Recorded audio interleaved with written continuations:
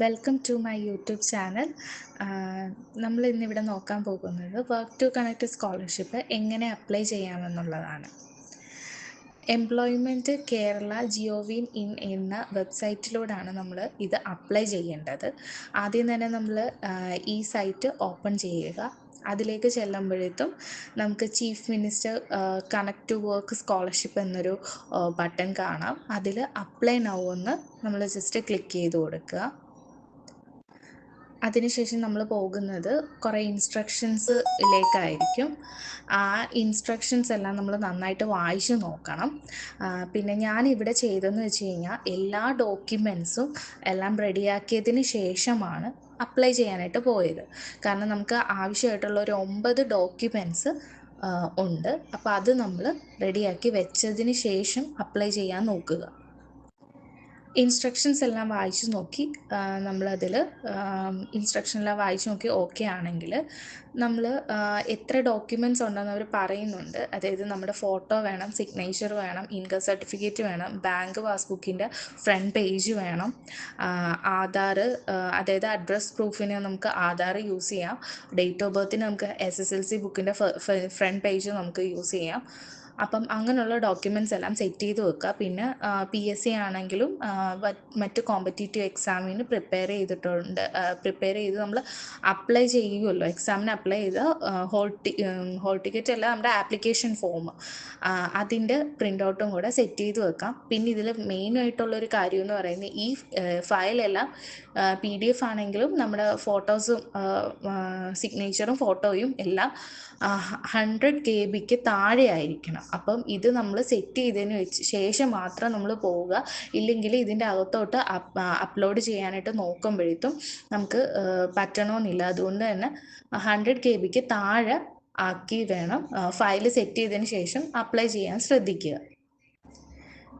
ഇത്രയും ചെയ്തതിന് ശേഷം നമ്മൾ പ്രൊസീജിയർ കൊടുത്ത് ലോഗിൻ ചെയ്യുക. അപ്പോൾ ലോഗിൻ ചെയ്യാനായിട്ട് നമുക്ക് അവർ 2 കാര്യങ്ങൾ ചോദിക്കും. ഒന്ന് എംപ്ലോയ്മെൻറ്റ് രജിസ്ട്രേഷൻ നമ്പർ, അല്ലെങ്കിൽ രജിസ്റ്റർ ചെയ്തിട്ടില്ല എന്നുണ്ടെങ്കിൽ ന്യൂ ആപ്ലിക്കൻ്റ് ആയിട്ട് നമുക്ക് ലോഗിൻ ചെയ്യാവുന്നതാണ്. ഇപ്പം ചെക്ക് രജിസ്ട്രേഷൻ എന്ന് പറഞ്ഞാൽ ഇതിലേക്ക് നമ്മുടെ എംപ്ലോയ്മെൻറ്റിൽ കിടക്കുന്ന കാർഡിലൊരു നമ്പർ ഉണ്ടാവും. ആ നമ്പറിൻ്റെ കൂടെ ഒരു 2 ഡിജിറ്റ് നമ്പറും കൂടെ കാണും. അതിപ്പോൾ ചിലവർക്ക് 10 ആവാം, ചിലർക്ക് പല നമ്പേഴ്സ് ആയിരിക്കും. അപ്പോൾ അത് ഓൺലൈനായിട്ട് ചെയ്തവർക്ക് അറിയായിരിക്കും, ആ നമ്പർ അറിയായിരിക്കും. ഇല്ലെങ്കിൽ അതൊന്ന് ചെക്ക് ചെയ്യുക. ആ നമ്പർ കൂടെ നോക്കിയിട്ട് ചെക്ക് രജിസ്ട്രേഷൻ നോക്കിക്കഴിഞ്ഞാൽ നമ്മുടെ ഫുൾ ഡീറ്റെയിൽസും നമ്മുടെ പേജിലേക്ക് വരും. നമ്മുടെ ഫോൺ നമ്പർ, മെയിൽ ID, പേര്, ആധാറിൻ്റെ ഡീറ്റെയിൽസ് എല്ലാം നമുക്ക് അതിലേക്ക് വരും. പ്രൊസീജിയർ ടു ന്യൂ ആപ്ലിക്കേഷൻ ആണെങ്കിൽ നമ്മൾ ഇതെല്ലാം ടൈപ്പ് ചെയ്ത് കൊടുക്കേണ്ടതായിട്ട് വരും. ന്യൂ ആപ്ലിക്കൻ്റ് ആണെങ്കിൽ എല്ലാ ഡീറ്റെയിൽസും കൊടുക്കേണ്ടതായിട്ടുണ്ട്. പിന്നെ അതിനുശേഷം ബാങ്ക് ഡീറ്റെയിൽസ്, അത് നമ്മൾ മസ്റ്റായിട്ടും ശ്രദ്ധിച്ച് വേണം എൻ്റർ ചെയ്യാനായിട്ട്. നമ്മൾ തന്നെയാണ് ചെയ്യുന്നുണ്ടെങ്കിൽ അത് നമ്മൾ ഒരാളുടെ ഡീറ്റെയിൽസ് മാത്രമാണ്. നമ്മൾ കൂടുതലും തന്നെ ചെയ്യാനായിട്ട് ശ്രമിക്കുക.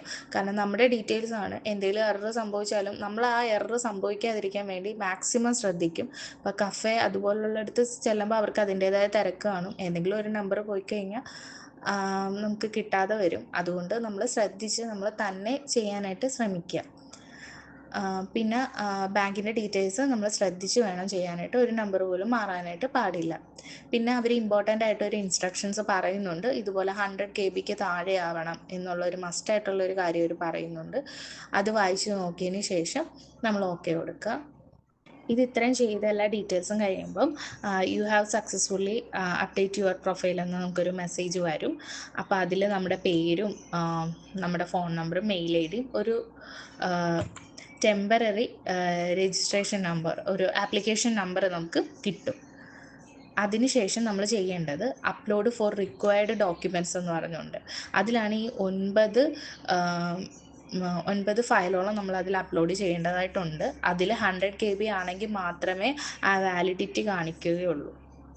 എന്നിട്ട് ഇത് 9 ഫയലും സെലക്ട് ചെയ്തതിന് ശേഷം അപ്ലോഡ് ഡോക്യുമെൻറ്റ്സ് കൊടുക്കുക. അപ്പോൾ അത് കഴിയുമ്പോൾ നമുക്കൊരു മെസ്സേജ് വരും, you have successfully upload all required documents എന്ന് വരും. അപ്പോഴും ആപ്ലിക്കേഷൻ പ്രോസസ് എക്സ്ചേഞ്ച് എന്നൊക്കെ പറഞ്ഞ് നമ്മുടെ എംപ്ലോയ്മെൻറ്റ് എക്സ്ചേഞ്ചിൻ്റെ പേരൊക്കെ കാണിക്കും. നമുക്കൊരു ടെമ്പററി നമ്പറും അപ്പോൾ കാണും. അതിനുശേഷം നമ്മളെല്ലാം നോക്കുക. എന്തെങ്കിലും തെറ്റുണ്ടെങ്കിൽ എഡിറ്റ് ചെയ്യാനായിട്ടുള്ള ഓപ്ഷൻ ഉണ്ട്. പിന്നീട് ഇനി ഒരിക്കലും എഡിറ്റ് ഓപ്ഷൻ കാണിക്കില്ല. പിന്നെ നമ്മുടെ ഒരു സെൽഫ് ഡിക്ലറേഷൻ ഉണ്ട്. അതും നമ്മൾ കൺഫേം ചെയ്ത് കൊടുത്ത് കൺഫേം യുവർ ആപ്ലിക്കേഷൻ കൊടുത്തു കഴിഞ്ഞാൽ ആപ്ലിക്കേഷൻ സബ്മിറ്റ് ആയി. Thanks for watching this video. നിങ്ങൾക്കിത് ഉപകാരപ്പെട്ടെന്ന് വിചാരിക്കുന്നു. Thank you.